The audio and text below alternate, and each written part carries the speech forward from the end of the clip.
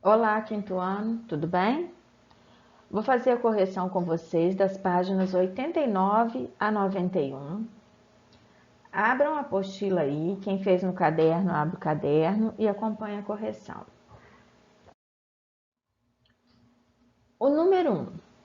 Para produzir 1,5 kg de massa para bolo, é indicado usar 8 ovos. Se uma pessoa quiser produzir 6 kg de bolo, quantos ovos ela deverá usar?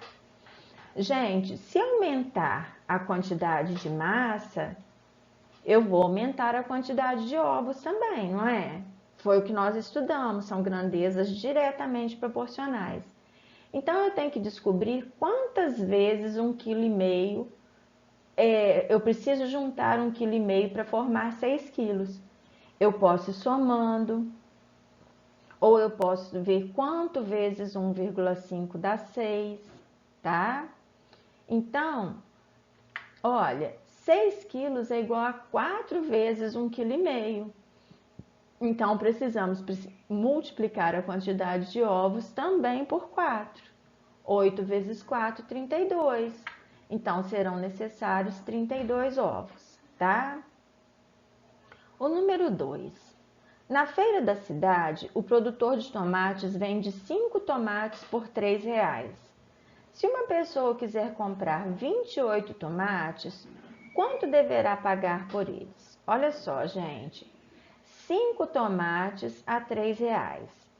28 não é um número que dá para dividir por 5, então não dá para eu saber quantas vezes ele vai comprar 5 tomates, porque 5 vezes 5 são 25 e 5 vezes 6 já são 30, passa. Então, a forma de eu fazer esse exercício é descobrindo o preço de cada tomate. Se 5 tomates custam R$ 3, se eu dividir 3 por 5, eu vou descobrir o preço de cada um. Só que 3 é menor que 5. Então, o que a gente tem que fazer? Colocar um zero no dividendo e um zero no quociente, lembraram? E vírgula. 6 vezes 5, 30. Então, cada tomate custa 60 centavos. Se eu vou comprar 28 tomates, agora eu vou fazer 28 vezes 60 centavos. 6 vezes 8, 48, sobe 4.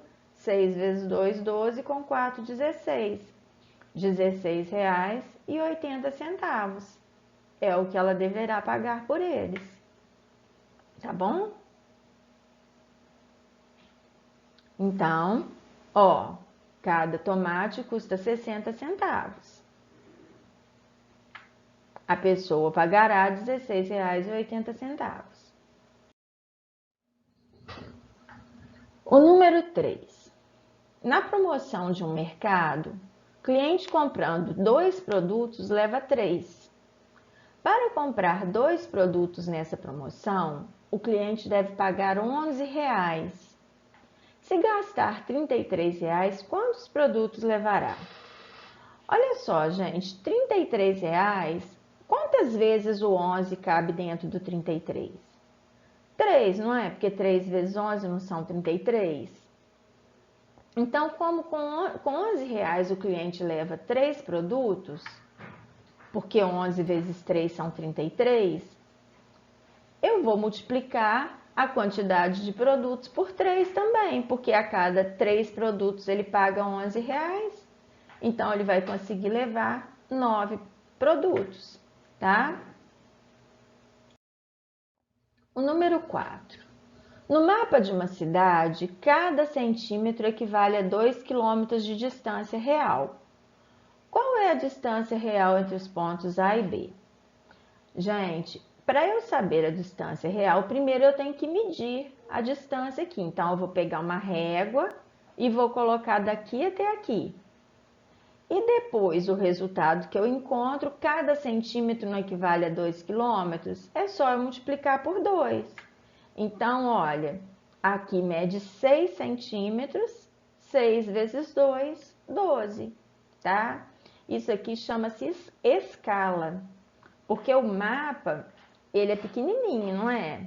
Aí, quando a gente tem, igual lá na sala de aula, tem aqueles mapas, aí tem a escala falando a distância entre uma cidade e a outra no desenho, por quanto que a gente tem que multiplicar para descobrir a distância real, tá? Então, as cidades estão a 12 quilômetros uma da outra. Aqui já estava colorido na apostila de vocês, não é? Aqui estão as vagas de estacionamento. Tem aqui 1, 2, 3, 4, 5, 6, 7, 8, 9, 10, 11. 5 colunas de 11. Tem 55 vagas. Pelas leis de acessibilidade do município onde fica esse mercado, uma a cada 5 vagas deve ser especialmente destinada a pessoas com deficiências, grávidas e idosos. Então, eu vou dividir o total de vagas por 5, porque a cada 5, uma não é para essas pessoas. Eu vou descobrir quantas vagas ficarão para essas pessoas. 55 dividido por 5, 11. Aí já estava pintado, né? 11 espaços são para pessoas que necessitam de vagas especiais. Agora aqui, 2 irmãos estão separando sua coleção de carrinhos para iniciar uma brincadeira e decidiram que a separação será feita em partes iguais. Pelo combinado entre eles, Júlia ficará com o dobro dos carrinhos do irmão na distribuição inicial. Então, gente, quantos carrinhos eles têm? 1, 2, 3, 4, 5, 6, 7, 8, 9, 10, 11, 12, 13, 14, 15. Se Júlia vai ficar com 2 partes e o irmão vai ficar com uma parte, então eu vou ter que dividir esse total de carrinhos por 3. 15 dividido por 3 dá 5. 2 partes não serão da Júlia? Então a Júlia vai ficar com 10 carrinhos e o irmão dela com 5. Porque eu dividi por 3, porque a Júlia vai ficar com 2 partes e o irmão com uma.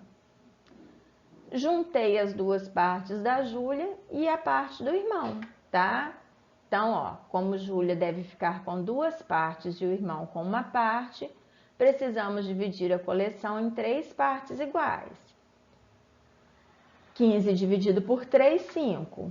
Dessa forma, Júlia ficará com 2 partes, ou seja, 10 carrinhos, e o irmão ficará com uma parte, que são 5 carrinhos. Tá bom?